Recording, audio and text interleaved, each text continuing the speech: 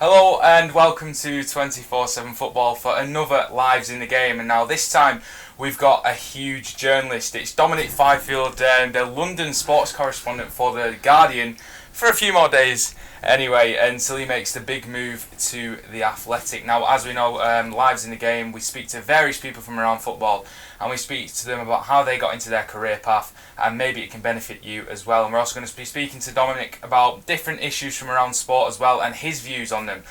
So welcome to 24/7 Football. Thanks for having me. I'll tell you what, was it The Athletic or 24/7 Football? I mean, I don't know yet. No, really appreciate you coming on today. Pleasure. And we'll move on. We'll get on to The Athletic a bit further down the line.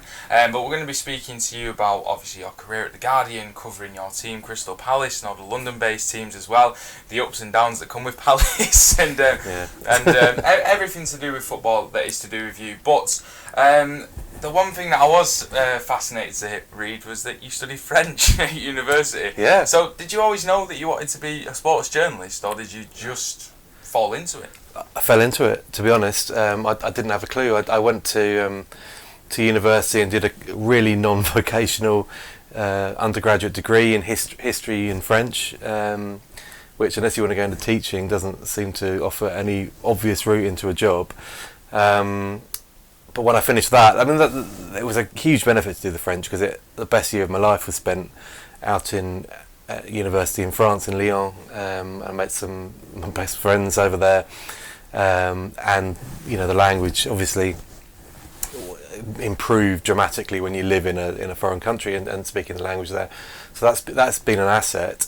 But when I finished that undergraduate degree, I had no idea what I wanted to do, and I remember that summer just firing off a load of requests for work experience at everyone, really. I mean, I wondered whether journalism might be something worth pursuing, and I think Capital Gold, which was sort of the football commentary station in London at the time, was one of the. Jonathan Pearce made his name there. That was one of the places I applied for work experience. I never got a reply from them.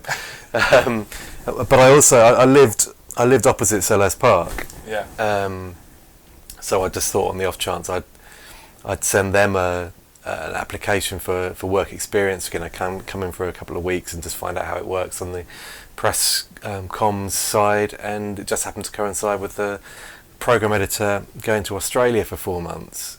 So they were in the Premier League, they just got promoted to the Premier League. So a really lucky break. Absolutely, and they just said come in and edit the programme. So I went in, and the first game, I think, was Aston Villa at home, and we produced the programme for that. And they ended up asking me to stay on for the rest of that season, which was a fairly traumatic season, as is invariably the case with Crystal Palace. They got relegated and went through about 3 different managers, including the chairman and Attilio Lombardo, Steve Coppell. It was just an absolute shambles.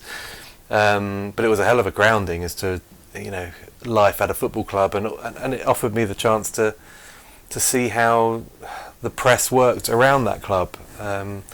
So at the end of that year, I just I'll give it a go in journalism. I applied to do a postgrad course in newspaper journalism up at City University in London, and stumbled onto the Guardian sports desk in a traineeship at the end of that year, that would have been sort of the summer of 1999. And the rest is history.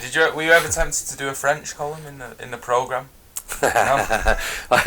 I did a few interviews for Palace that year in French. Our record signing at the time was a fella called Valérien Ismaël, who came in from Strasbourg, I think. He didn't speak a word of English. I don't think he knew what he was signing for. I don't think Palace knew what they were signing either, to be honest. Did he know he was playing football?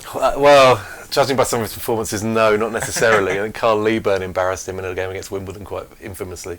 But so I used it a bit. But to be honest, I've used it a lot since. I've interviewed players in French. I think they appreciate you giving it a go. I'm not saying my French is blinding or anything. Yeah. It's just it's passable. But it's footballing French, and the terminology is understandable. It's comprehensible. Yeah, I can imagine. And when Palace finally get European football, that'll come in handy as well. We were going to do this interview in French, but I got a D at GCSE, so I thought we've skip that. So, how did your passion for football actually really start? Was it through Crystal Palace when you were younger, or was it during that work experience? No, I always had I think when you live that close to a football stadium, I used to come home of a night. This is in the days before I was too young to be going to games on my own.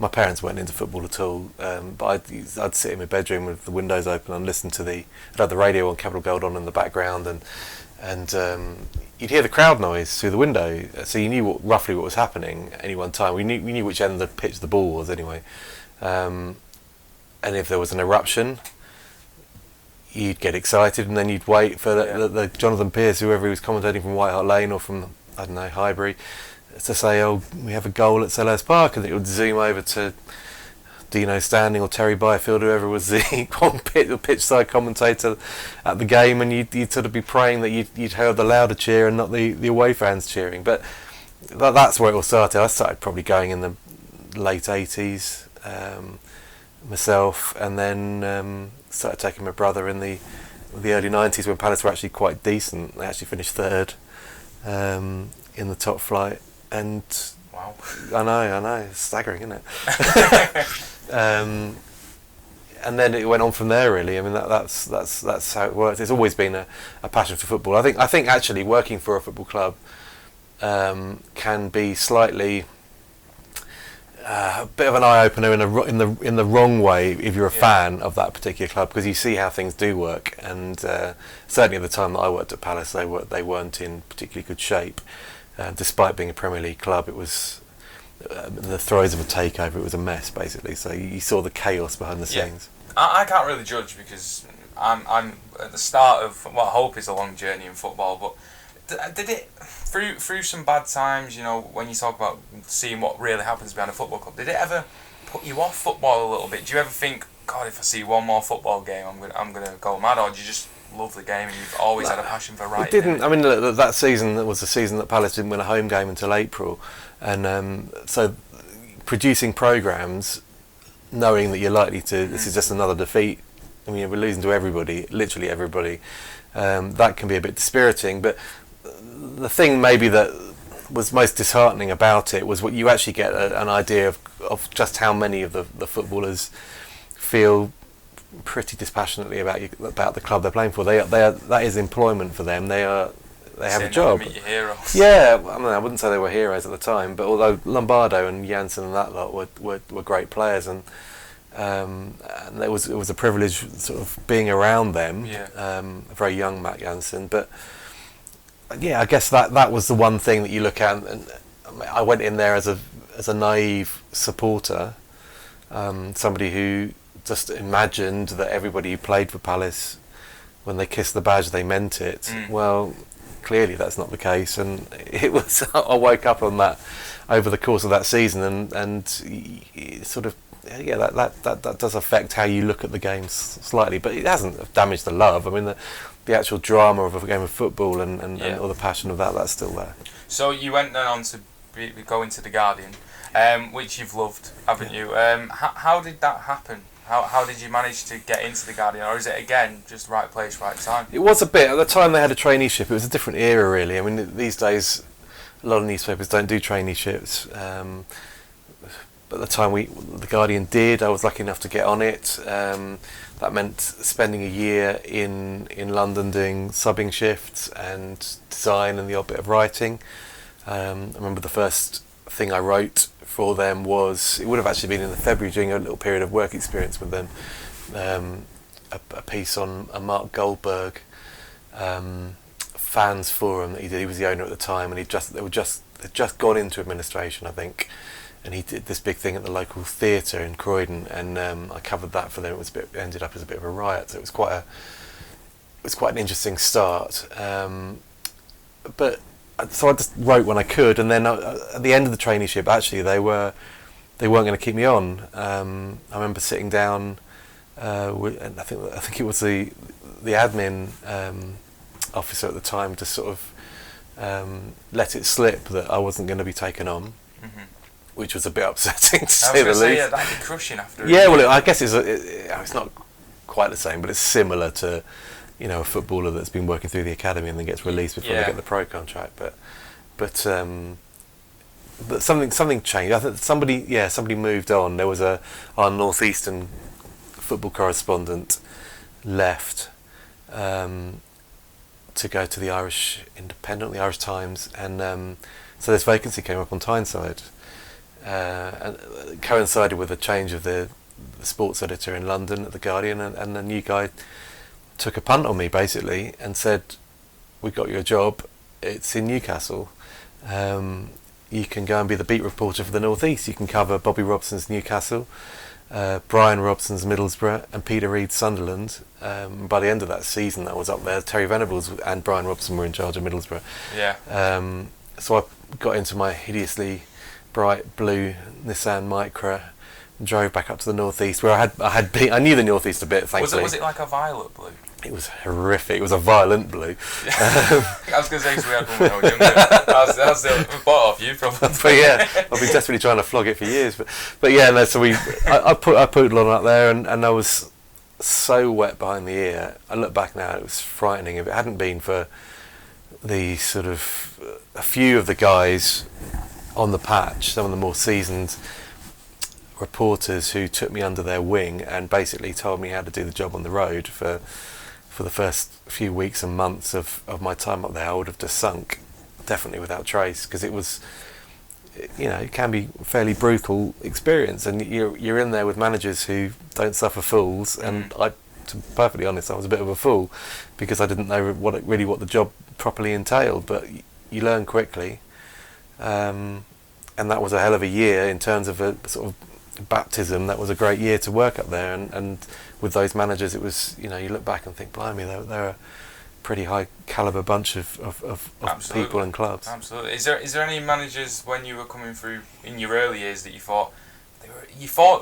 one that maybe you thought would be really difficult to speak to, but they were actually really nice, or was it, on the flip side, was one you think, oh, they'd be nice, and they actually taught you to pieces? I think they all had a real edge to them. All of those guys had a real edge to them, and yeah, they could be affable, and they, Peter Reid loved a joke, and he his press conferences would be fun, but he could turn if he didn't like a question, or if they were all capable of snapping. Brian Robson was a bit under the cosh throughout that season, and then Venables had the gift of the gab when he came in. And I'd sort of had a tiny bit to do with Venables when he was at Palace, a tiny bit. So it was.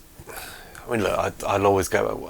I moved to Merseyside after a year. They again another vacancy, and I've shifted down to Merseyside in the year that Houllier won the 3 trophies. Yeah. So I sort of went to the UEFA Cup final. It was one of my first games for covering Liverpool. That was incredible. Yeah, well, it was a daft game. It was a golden goal, and it was 5-4 against Alaves, I think. So it was absolutely ridiculous game of football. But then you're dealing with Houllier, who I always had a lot of time for. I thought he was great to deal with, and he liked the Guardian, which helped. But then meeting Ferguson for the first time, and that's genuinely terrifying experience. I can imagine.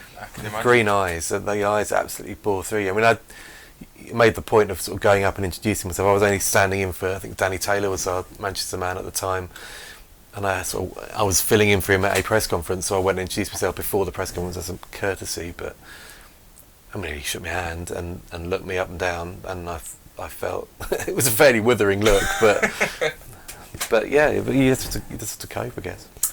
So when we talk about journalism, and you say it's different nowadays, what advice would you give to anyone who's trying to get into written journalism or even video journalism, because you deal with that a lot now as well? Yeah. Well, the bottom line is, I think you have to, when you approach it, you have to bear in mind that you may not be going into work to write for a newspaper anymore. That may not be the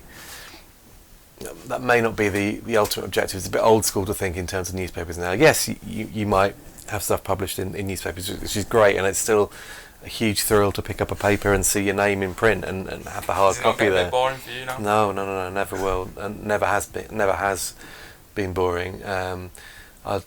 It's a privilege to see that and have that. But these days, you're right. It's about multimedia. It's about different types of media. So a lot of the stuff you do will be online. Don't be snobbish about that. That is what the job is now these days. video content, if you've got that string to your bow, then that's all the better. Because I think most media platforms will be offering that to a certain extent, and if you've got the skills to broadcast, then that's a massive bonus. But it always boils down to sort of perseverance and putting up with it. It's not it's a long process. It's not something that you generally get into and then, within 5 minutes you're writing with authority. It doesn't happen. I think it's going to sound snobbish, this, but a lot of the people that will contact me write excellent blogs. They write really good blogs about some of the biggest clubs in the country. But you have to look at them and think, at those blogs, and think, well, what reporter skills have you demonstrated? Now, you've shown you can construct an article, excellent, which is a good asset to have. But what media companies, what newspapers need are reporters who can either report on ongoing situations or can unearth stories and develop stories. And I don't think writing an opinion piece as a blog necessarily demonstrates that. I think you're absolutely right. Yeah, it's almost like you have to earn the right to have an opinion on a big. 20 years in the job now, and I'm still uncomfortable writing opinions because I feel there are better people out there who are either more opinionated or more au fait with the subject matter, and they formulate their arguments with more background detail and judgment. I'll do it, and I do it for the Guardian. I have done, but not that many opinion pieces. And a columnist is something very different to a reporter, I think. You can do both, but they're very different styles articles. So the blogs, whilst they're criticising Manchester United's left back or right back or whatever, just the whole team, the whole team. That's all very well and good, and it does show you can write, which is an important skill to have, but it doesn't demonstrate your ability as a reporter. You have to sniff out stories, you have to develop contacts, etc. No, absolutely. And when I hear a lot, especially at university, we used to hear, the olden days were golden. Those older type journalists, they loved it. There was none of this internet type thing. And you always hear these stories. You could just go in, you could get this experience. Do you think it's much harder now for someone to get into journalism? Well, weirdly, there are probably more jobs available now. Maybe with websites, written based in a paper. Do you think it's harder? But the papers are shrinking, unfortunately. That's just the reality of it. But that's my point. I don't think people should go into this industry now thinking I want to just write for a newspaper. They have to go in thinking my best opportunities to write and to get established are to write on whatever medium that they offer me, and that's likelier to be online. That is my point. That's what that's the outlook you've really got to have. You're absolutely right. The opportunities actually on papers are conventional. We're talking 20 years back, 10 years back. Conventional routes into print journalism don't really exist anymore. A lot of people went in through local press. Probably the generation before me were largely all from the local press, went into internationals, and the local press isn't what it was. That's the reality. It just doesn't, for whatever reason, it's struggled, and the opportunities maybe aren't there that they used to be in the local press. So you have to find different passageways, different pathways into the national media, and that might be coming through the course, like a course that I did, which a lot of people have done that course. A lot of people at the Guardian have done that course.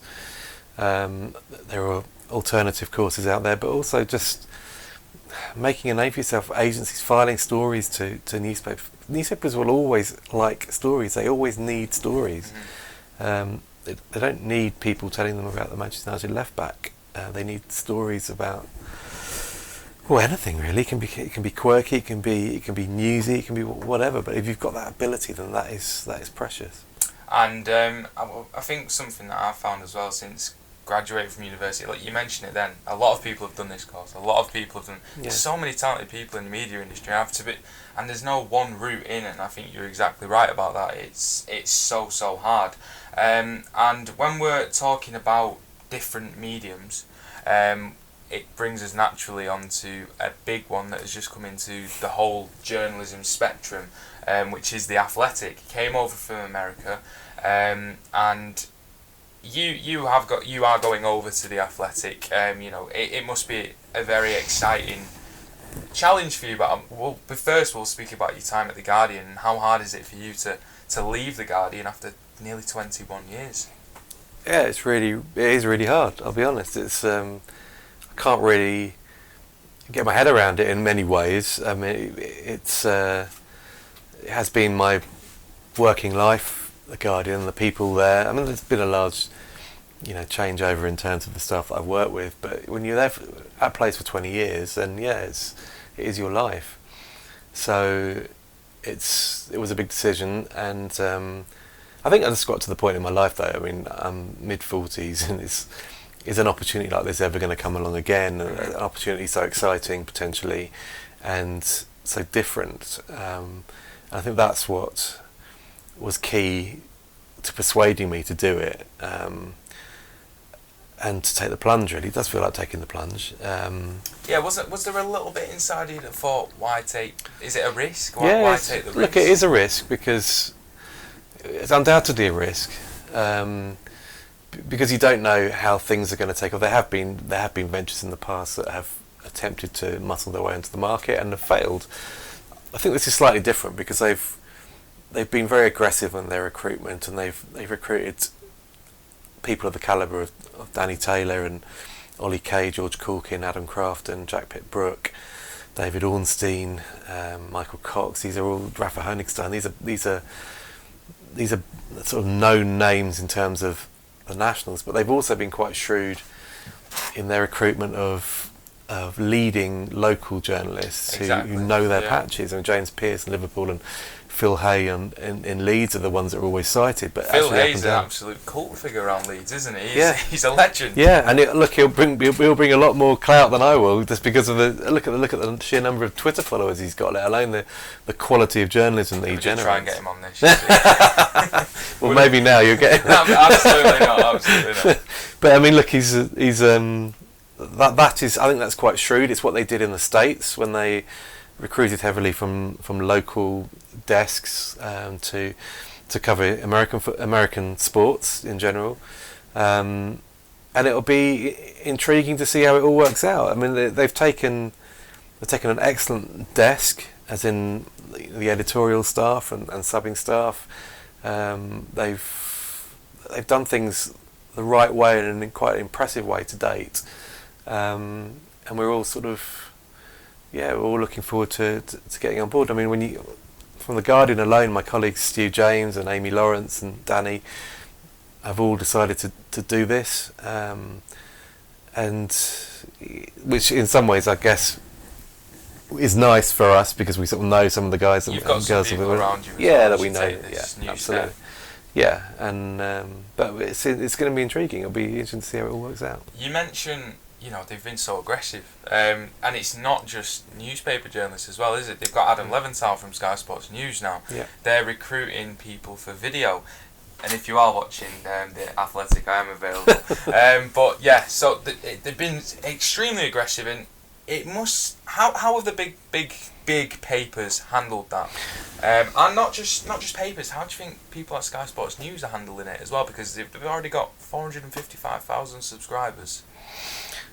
It's crazy. I don't think Sky Sports News will be too concerned about it. I mean, it's another competitor out there, but I think the type of article that The Athletic is generating is not really something that Sky Sports News are going to lose sleep. If they were to make the move into big video as well. Well, if they did that ultimately, yeah, that would be interesting. But I think that's a bit further down the line. I don't think they're quite looking at that yet. We'll see what the future holds, but they need to make a success of this first. The newspaper's attitudes to it has been very interesting and contrasting, really. I mean, some of them have been have fought back and have been very aggressive in retaining their staff, and others have accepted they can't really compete, and they've remodelled and maybe use it as an opportunity to refresh in different ways, which is absolutely their policy. Yeah, the bottom line is this industry has been suffering for years. Throughout the 20 years I've been working in it, it's been shrinking and shrinking and shrinking. It's been doom and gloom all the way, and then suddenly you get a company coming in and investing heavily in journalism and journalists in this country, creating 50 odd jobs at a new entity. Those 50 people are leaving other things and their jobs are being filled, so they're generating jobs that way. It should be considered an opportunity for the industry to revive almost. They should be looking at it and thinking, wow, this is an opportunity for all of us now, and it will hopefully up standards, I guess. It will offer opportunities that weren't there previously, and it'll breathe life into it all. I mean, that to me, that is the attitude it should be towards it. I know others are looking at it and thinking, and some people haven't taken it that way. No, they haven't. No. Other journalists as well.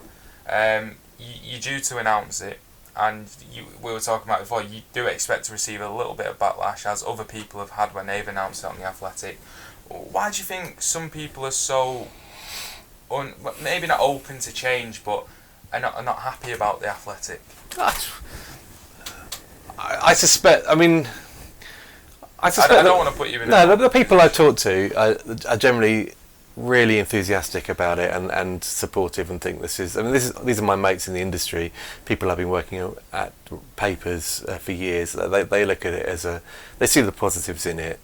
We'll become a competitor to a certain extent. But then again, how is The Athletic going to compete? It's not competing on the same level or the same things as, say, the Sun or the Mirror. It's just not. They're targeting different areas and to write different types of pieces. So there's not direct competition in that respect. I can see why some journalists, particularly on social media, have found it difficult to cope with the sort of barrage of tweets on promoting The Athletic. But then, this is a subscription-based service. That is the way that The Athletic drives its subscriptions, and the mute button is there if people need it, or the unfollow button, or whatever, or block if you really have to. But that is the way things are. That is how The Athletic needs to drive its business and to generate the subscriptions that justify the outlet that they've made. So if we're all sort of offering discount codes or promoting each other's tweets, I would say that I do that anyway at The Guardian. I do that for my colleagues Dave Heitner and Steve James and Danny. I'm forever promoting their tweets, and it just seems that I think the new entity, people don't really know what it is, and they've objected to that. But in time, things will settle down and people will realise what's going on. So you'll see Dom announce himself. It's not like a football sign, isn't it? The Athletic shirt like that. I've already been sort of semi-announced anyway. I mean, in the way that they've announced all their staff are going to be on the launch day back in August. But I don't think. Yeah, I know I'm doing this video, but I'm not self-promotion isn't exactly my thing. I know. And I sincerely hope you just enjoy yourself at The Athletic. Going back to your career, what would you say so far has been your best moment in journalism? I know it's going to be hard to just put it into one thing, really, but if you could pick one. I've been unbelievably privileged in terms of I've been to events that I'd never dreamed I would ever get a chance to do. I've been to Champions League finals. I was in Istanbul in 2005. I was. That was amazing. Well, yeah, it doesn't get any better in terms of the drama of a football match than that night. I was in Munich in 2012 and Moscow in 2008. They're all. I've been at World Cups. I've been to European Championships. I was, if the Russia World Cup was my last World Cup covering England, then what a way to go out. perform and they get to a semi-final. In terms of journalistically, what I've been most satisfied with is actually I've cited two pieces. There was a piece in the build up to Euro 2016 when the Guardian gave me a week to go to Paris and talk to victims of the terror attacks at the Stade de France in 2015, and we did video. We did probably a 5,000 word piece, talking to government ministers, talking to a victim whose wife was left in a wheelchair, going back around the scene, which I think was a powerful piece, and one that I'm very proud of, and the Guardian were pleased with, and to be honest, the man that we were talking to sent a message through that the like of which I've never seen. Just the strength of character that he had to come through what he had to go through, he and his wife had to go through that night, and to send it to sort of get words of appreciation from him meant a lot. It's an absolutely incredible. Well, it was madness. I mean, when we went there, bearing in mind that the attacks happened in 2015, late 2015, I think, and we went there in April 2016, so just a couple of months before the start of the Euros, and the signage on the gates around the Stade de France still had the shrapnel damage in them. You could see where the bomb, the nuts and bolts that had been in the bombs had damaged the signs, and the lamppost. There was just gouges out of this lamppost that he'd been standing next to outside the McDonald's on the corner from the Stade de France, and that we'd sort of wandered around the area. I'd got there the day before. We wandered around the area. We saw the marks up on the signs, but we couldn't really see any particular damage on any of the on the pavements or the lampposts. And he turned up and he went straight to it and said, "This is where that happened. This is where that happened." It's an unbelievable moment, and as I say, to get him saying thank you for writing that piece was just like, bloody hell, that means something. And the other thing was Stephen Coulter, which I know that Stephen is. He opened up to us about gambling and drink and depression, addiction and depression. The sort of the aspects of his life that had really prevented him from fulfilling his potential as an England international from 2012.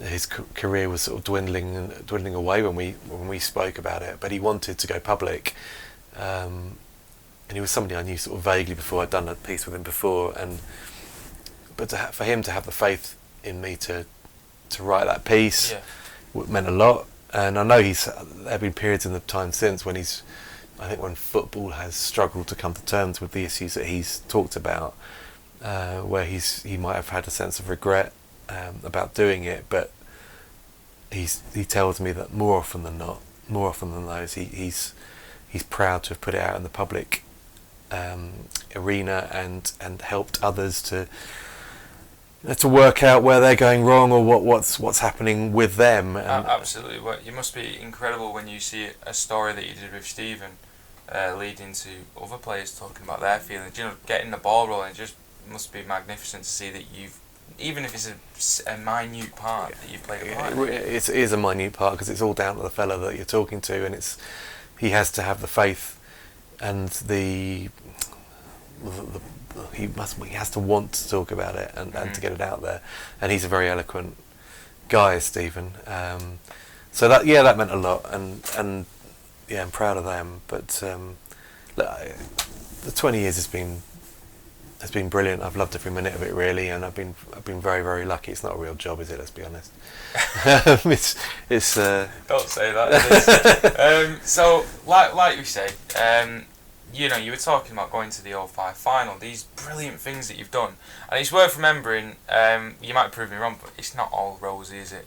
You've made. I bet. Well, you might be all rosy. No. I bet you've made a lot of sacrifices, and a lot of long hours have gone into that as well. Yeah. I mean, it's an uncompromising job in that respect. It's 24/7. I mean, you can you can think your working day's finished at 7 o'clock, and then one of the other papers has a story that drops at 10:30, and you find yourself up at midnight catching up and trying to get it into last edition. That comes with the job, comes with the territory. It's not regular in terms of, obviously you work at weekends, so I mean you're not. There's no sort of. Do you find it hard to balance family life with? Did you find it hard? Yeah, it's had its moments, definitely. But the other thing about it is because it's not 9 to 5. You're around at other times, so things like the school run, etc. You're usually around unless you're travelling abroad. So look, it swings and roundabouts. It's a great job. I'm very lucky. And I have been for the last 20 years, and I'll be interested to see what hours the Athletic throws up. You never know; it might be twice as much. Just as we're doing this now, 9 to 5. One thing I wanted to speak to you about as well was the Sunday supplement. You say that before you said you don't really like giving your opinion. What was it like to go from writing pieces to going on TV into a different medium? And actually being a pundit, in essence. Did you find it difficult at the start? And there's another thing I wanted to ask you about. I'll let you answer that first. I did find it difficult, yeah, and I still. Look, I haven't been on for a while. It's a couple of times last season, I think. But it may be that I didn't express enough of my opinions on those shows. That might have been, if you're not as strident as some of your colleagues, then what's the attraction of watching you? Bland answers isn't going to get you anywhere. But I think I always felt comfortable with the way I responded to questions. Although on the way back you always sort of have a quick glance at your phone and see the Twitter comments, and you wouldn't know that you'd give off as balanced a response as you possibly could. It's just the way it is. But look, I have to be honest. I didn't think. I always sort of, as a young journalist, I saw sort of Brian Woolnough presenting that show, and always wondered what it would be like to be on it, and was always actually a bit terrified of ever being asked. It was sort of like, I hope they don't ask me. I don't really feel as if I'm of a journalist of that calibre yet. And then when Ash took over. And Ash sort of went his own way with it, and a lot of new guys did get opportunities on it. And when he did ask me, it was an instant terror. Definitely, there was like, oh my word, I'm not sure about this. But on it, I loved it. Absolutely loved it. It's a brilliant show to do.